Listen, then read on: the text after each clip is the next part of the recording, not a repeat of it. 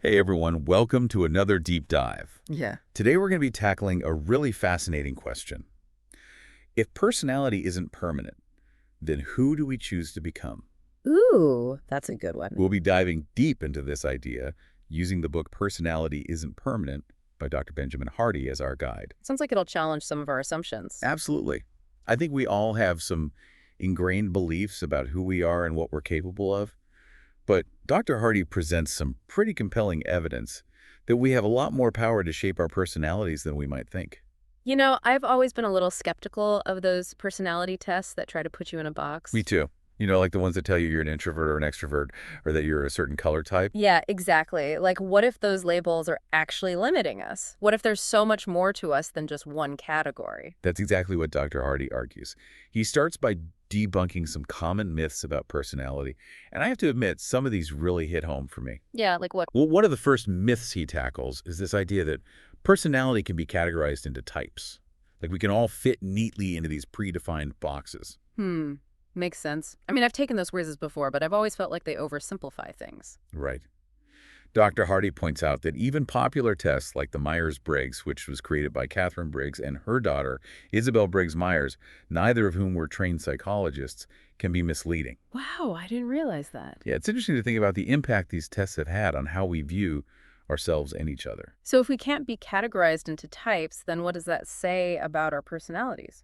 That's where the second myth comes, in the belief that personality is innate and fixed. Like we're born with a certain personality, and that's just who we are forever. But that doesn't feel right to me. I mean, I've definitely changed a lot over the years. Me too. Yeah. And thankfully, science backs us up on this. Dr. Hardy mentions a 60-year longitudinal study in Scotland that found that people's personalities actually changed drastically over time. 60 years. That's a long time. I know, right? Yeah. It's a pretty amazing evidence that we're not stuck with who we were in the past. So what about those of us who feel like we're still haunted by our past experiences? Like maybe some things happened that made us feel trapped or defined by those events. That's the third myth Dr. Hardy busts, the belief that our past determines who we are. He argues that while our past experiences certainly shape us, they don't have to define us. It makes you wonder how many people are out there living lives that are limited by their past. Absolutely. Dr. Hardy shares some pretty powerful stories in the book about people who completely transform their lives after experiencing some pretty difficult things. Can you give me an example? Yeah, so there's this story about Tucker Max. Maybe you've heard of him. He was known for his kind of... Frat boy antics. Exactly. He wrote that book, I Hope They Serve Beer in Hell. Yes, so it's kind of hard to imagine him as anything other than that, right? Yeah, I can see that. But here's the thing. Tucker's story is a perfect example of how our past doesn't have to dictate our future. He went from glorifying reckless behavior to advocating for responsible fatherhood. He became a successful entrepreneur, a loving husband, and a dedicated father. Wow, that's quite a transformation. Right. It just shows that no matter what's happened in our past, we always have the power to choose a different path. Okay, so we've busted 3 myths so far. What's next? The fourth myth is the idea that our true personality is out there somewhere just waiting to be discovered. Like we need to go on some grand quest to find ourselves. Oh, yeah. I've definitely fallen into that trap before. Like thinking if I just meditate enough or travel to the right place, I'll finally figure out who I am. I think a lot of us have. But Dr. Hardy suggests a different approach. He argues that instead of obsessing over finding ourselves, we should focus on developing valuable skills and contributing to the world. It's like shifting our focus from inward to outward. Right. Exactly. He calls it embracing the craftsman mindset. Instead of trying to discover your passion, just focus on getting really good at something that you enjoy and that brings value to others. Makes sense. So it's not about finding yourself, it's about creating yourself. Exactly.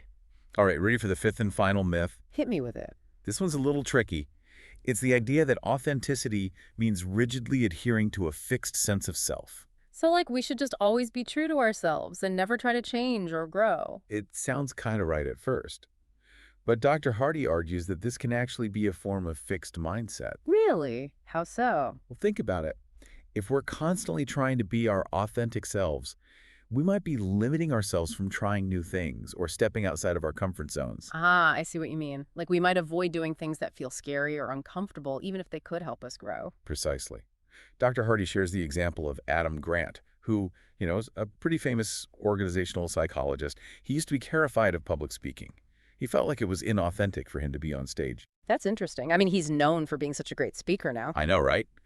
But he intentionally challenged that belief and pushed himself to become more comfortable with public speaking. So he kind of embraced the inauthenticity in order to become more authentic. Exactly. It's like sometimes we need to step outside of our comfort zones and experiment with different versions of ourselves in order to truly grow and evolve.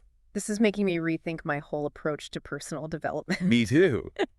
So we've busted these 5 myths wide open. Now it's time to dive into something a little heavier. The impact of trauma on personality. Oh, this sounds intense. It is, but it's also incredibly important. Because even if we don't realize it, our past experiences can have a huge impact on how we see ourselves and the world. You know, I've never really thought of trauma as something that shapes our personalities. It's not always obvious. But Dr. Hardy argues that even seemingly small traumas can leave a lasting impact. Like what? Well, he uses the example of math trauma. Math trauma. Never heard of that. It's basically when someone has a negative experience with math, like maybe they had a bad teacher or they bombed a test, and it leads to this belief that they're just not good at math. Oh, yeah. I can definitely relate to that. I still have nightmares about algebra. Right. And those beliefs can be so ingrained that we might not even realize they're not actually true. So how do we know if we're carrying around these kinds of trauma-induced beliefs? That's a good question. And it brings us to a really important point that Dr. Hardy emphasizes. He quotes Dr. Peter Levine, who says, "Trauma is not what happens to us, but what we hold inside in the absence of an empathetic witness." So it's not the event itself, but how we process it that matters. Exactly. And that's where the role of empathetic witnesses comes in. Empathetic witnesses. Who are they? They're the people in our lives who can provide a safe and supportive space for us to process our experiences. They listen without judgment and help us make sense of what's happened. Sounds like they play a crucial role in healing from trauma. Absolutely. Dr. Hardy shares a story in the book about a man named Andre, who was a former inmate. He had been through some really difficult things, but he completely turned his life around with the help of a rabbi who acted as an empathetic witness. That's amazing. So just having someone who truly listened and believed in him made all the difference. It seems so simple, but it's so powerful. Mm. It's about feeling seen and heard and understood, Mm. and knowing that you're not alone. It makes you realize how important it is to be an empathetic witness for others, too. Right. We can all make a difference in each other's lives just by listening with compassion and offering support without judgment. So we've talked about trauma and empathetic witnesses. What's next? Well, now that we've explored how our past experiences can shape us, it's time to talk about how we can reframe those experiences and create a more empowering narrative for ourselves. Reframing our narratives. I like the sound of that. Me too. It's about recognizing that even though we can't change the past, we can change the meaning we give it. And how do we do that? That's what we're going to explore in the next part of our deep dive. Stay tuned. So before the break, we were talking about how we can reframe our past experiences and create a more empowering narrative for ourselves. And I'm really curious to learn how to actually do that. It all starts with understanding how our minds create meaning from our experiences. You know, even something as simple as like accidentally spilling coffee on yourself Oh yeah, I've been there. can have a huge impact on how we see ourselves in the world, depending on how we interpret that event. So like if we spill coffee and think, oh, I'm such a klutz, I always mess things up. Exactly. We're reinforcing a negative belief about ourselves. But if we can catch ourselves in that moment and choose a different interpretation, Like, oh, everyone makes mistakes. It's no big deal. I'll just clean it up and move on. right, we're creating a more empowering and resilient narrative. And that's what Dr. Hardy encourages us to do, to intentionally shift our focus from what he calls living in the gap to living in the gain. Living in the gap versus living in the gain. What's the difference? Living in the gap is all about focusing on what's missing, what we haven't achieved yet. It's like that constant feeling of not being good enough or not having enough. Ugh, I think we all know that feeling. Right. It's exhausting. But living in the gain is about acknowledging how far we've come and celebrating our progress. It's about recognizing our resilience and resourcefulness and appreciating the journey even when things get tough. It's like choosing to focus on the positive instead of dwelling on the negative. Exactly. And this shift in perspective can have a huge impact on our motivation and our overall well-being. Okay, so how do we actually make this shift? Hmm. How do we go from living in the gap to living in the gain? Dr. Hardy outlines a 5-step process in the book, and it's surprisingly simple. The first step is to shift our past meanings from gap to gain. So instead of focusing on what went wrong or what we're lacking, We look for the positive aspects, the lessons learned, and the growth that emerged from those experiences. Exactly. Even from the most challenging situations, there's always something to be gained, whether it's wisdom, resilience, or a deeper understanding of ourselves. So it's about intentionally seeking out those silver linings. Precisely. And the second step is to imagine a conversation between our future and former selves. Wait, a conversation with ourselves. It might sound strange, but it's a really powerful visualization exercise. Imagine your future self, the person you aspire to be, having a compassionate and encouraging conversation with your former self, the person who experienced the events you're trying to reframe. So it's like offering guidance and support to our past selves. Exactly. Think about the wisdom and perspective you've gained over time. What would you want your younger self to know?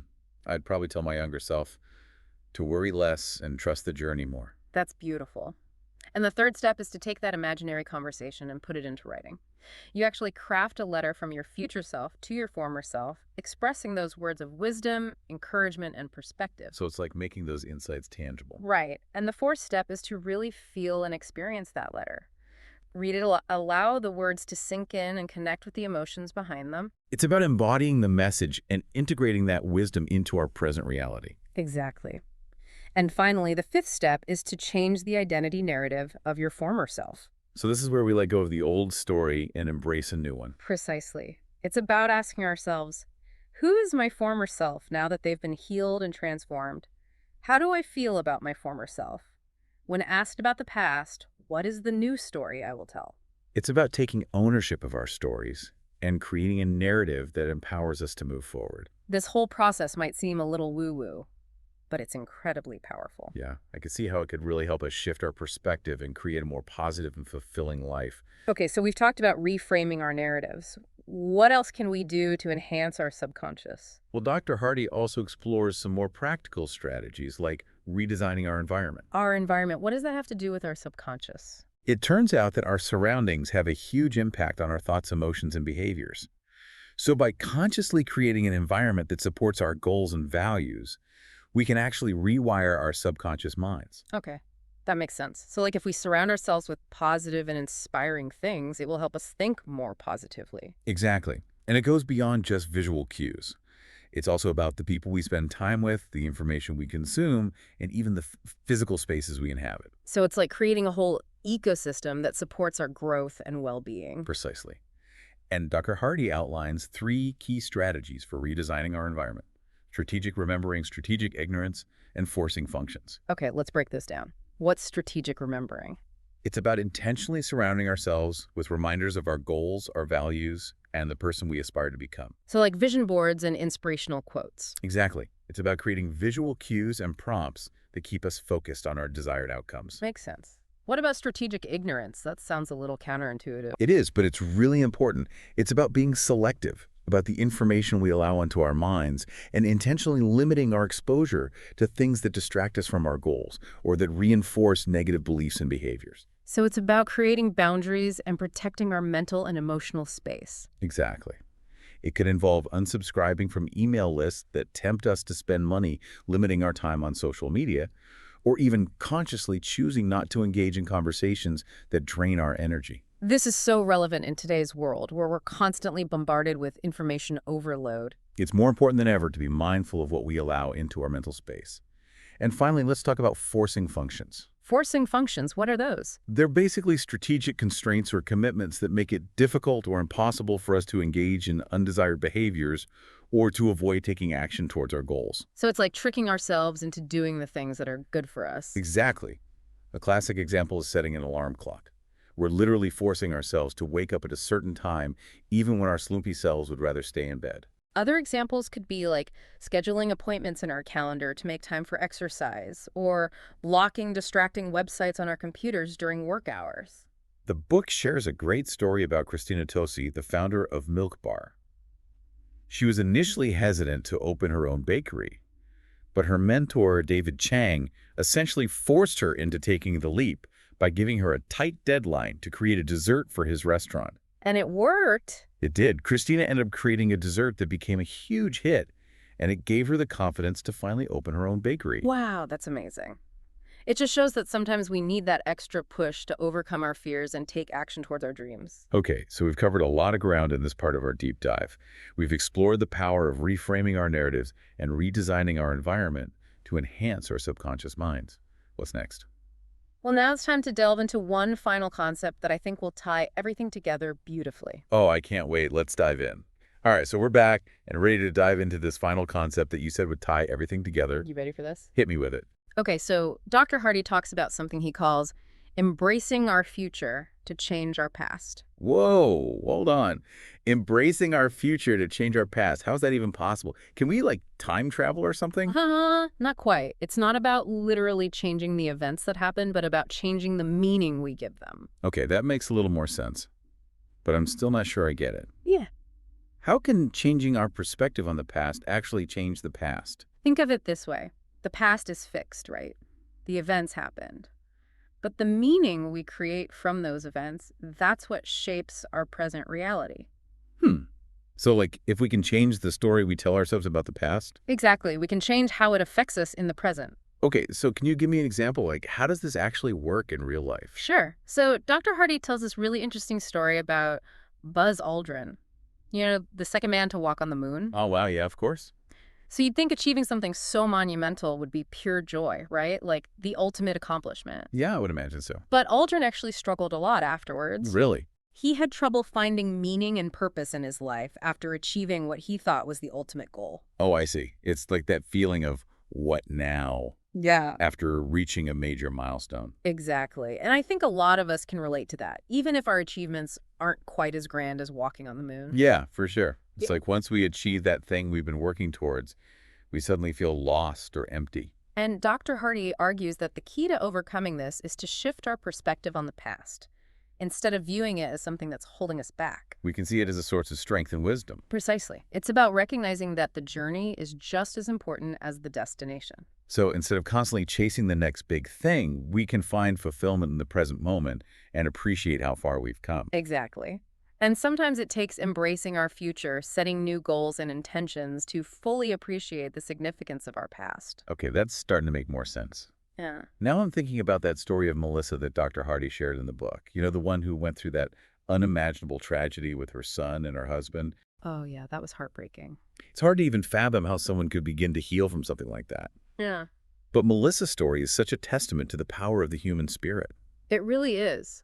She found a way to create a new future for herself, even after experiencing such profound loss. And I think what's so inspiring is that her past didn't define her.